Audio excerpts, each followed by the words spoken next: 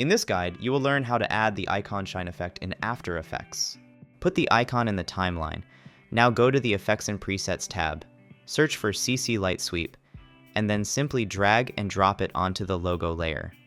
After this, go to the Effect Controls and make sure Light Sweep is highlighted, so we can also see this indicator on the logo layer, which we can drag and move. Now, before animating, let's adjust how it looks. In Effect Controls, you can first change its direction. You can change how it looks. I prefer smooth.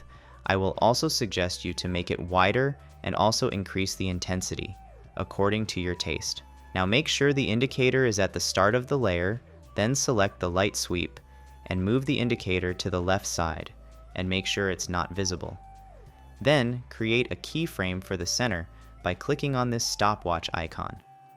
Now we go 1 second forward from here, and we just have to drag the indicator to the other side like this. We can see the effect has been made.